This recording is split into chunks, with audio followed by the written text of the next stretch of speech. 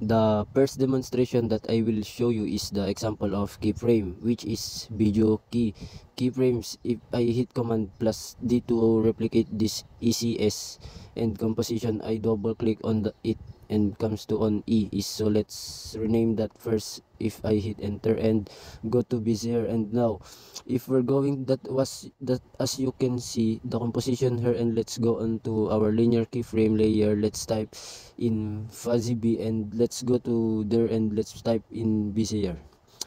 Here there's ear type keyframe, so let's go back from our graph view, which looks like this, to our keyframe type view. At the moment, these are ECS because they look like our glass. Now let's select all of them, let's right click on them. Now we're going to go keyframe interpolation solve.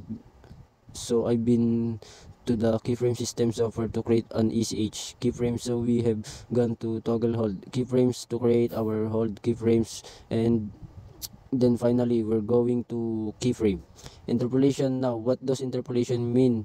It means the computer figuring out how to animate your keyframes. So interpolation is how the computer figures that out what's happening on between the types of key or the two keyframes that you've created. So let's click on that. Now we got this here, a keyframe, and if I click on this and I go from linear continuous Bezier or auto Bezier keyframes, I'm going to get auto Bezier because it has different look than all of the others. And if I click on her, and as you can see, you got down type keyframes.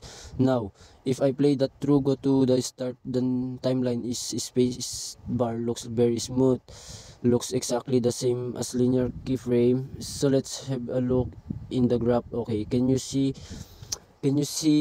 how that jumping up the start CEO repress disable caps lock refresh view? If you ever have the problem, just hit caps lock and then that won't happen ever again.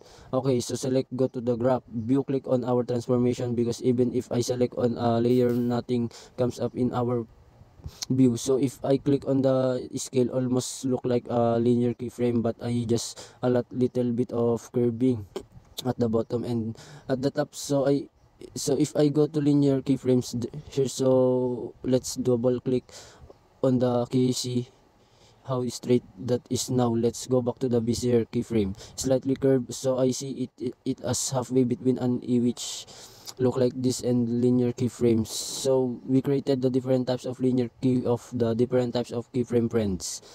The second demonstration that I will show you is the example of skeletal animation, which is inverse kinematics and forward kinematics. I'm using a program called Blender, and I made a set of bones here. And in the real world, forward kinematics and inverse kinematics refers to robotics. When I would sit up on Wikipedia, it looked like they were using it applied to factories. Other makers and robots need to be doing operations with their arms, but here it also applies to animation. So I'm just going to show you forward means that bones are in kind of parent-child relationship. So if I move this parent around, all of child or children go with it, and if I let say I want to move this in part of this bone to be inside this little circle, to do that, they either have to move this all up like that, or maybe right there, and then I have to go say, well, now this one needs to move a little bit, and now I need to go and do this one on the was too far. So let's move that down. Let's try and get that in it. So it's take quiet a few clicks, me doing this motion by hand to get the end of the bone system where I want to go. Or we can take advantage of not and say, let's pretend we're just going to tell that we want this end of this bone, where we want this into this bone to be, and not the rest of them to be figured out from that. So what we do is use MA to compute what's called inverse kinematics. In other words, we say, based upon where we want to be, what I will my parents have to do in order to get me there, and that looks like this. I'm just moving this one bone up to there, one click, and I'm in place. It's not always a great solution because it's really hard to do things.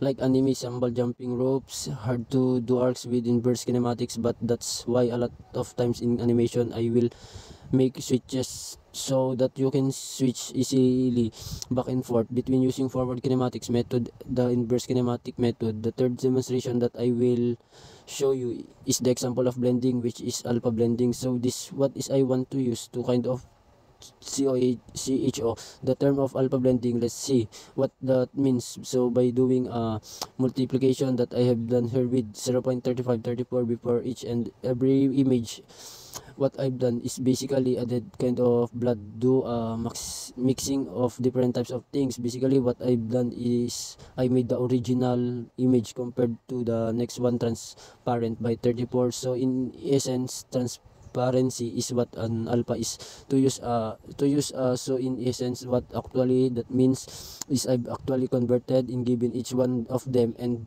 each one of them transparent about 34 from the original image. This is fair to on an alpha, and it usually varies from 0 to 1, where 0 is completely invisible. Remember, if I had to multiply by 0, here you would not have been seen. The other than be at all, if I multiply by 1, you would have seen him completely visible. Of course, would have changed to your dynamic change to values there, but this guy, Mr. D, Vinny, would have been perfectly visible. And similarly, I could play around with these numbers for all them. So all is from 1 to 0 to 1 when 0 is visible and 1 is fully visible. So essence, one of the ways we could do is now be add another layer. RGB are the three layers of the image and 3 channels, and alpha could be another channel which have a val 1Z to 1 RGB would have a coarse intensity F from 0 to 55. This additional number alpha value could be also pre-computed and put inside those channels or keep separately, and actually with this in a different mask. And this is interesting way of being able to now create a separate mask, which we could then be able to play around, which for different application can something we will come back to use to as we look as many examples.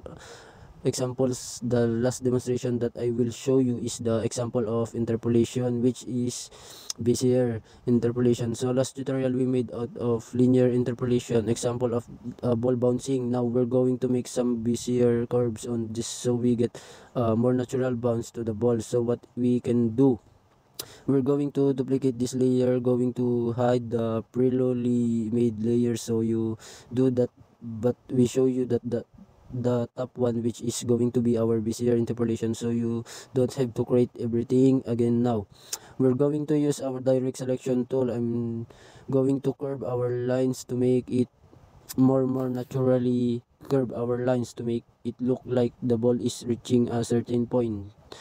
This lines closer the top this key frames here, and a bit more space out in the middle curve this guess lines, and you do try and make this as smooth as possible, and just going to make this be a little bit just right near at the end. All right, we can press control enter. Let's see what those you can see the other balls there's as well. So we're just going to that layer, press control enter, you see the ball kind of process the top and little bit too much, so I can just move to keep the curve move lines. The lines remember we've done a motion between everything, going to change according to what we make. There we go, that is a Bezier interpolation. And noise, how much smoother that is compared to your linear interpolation.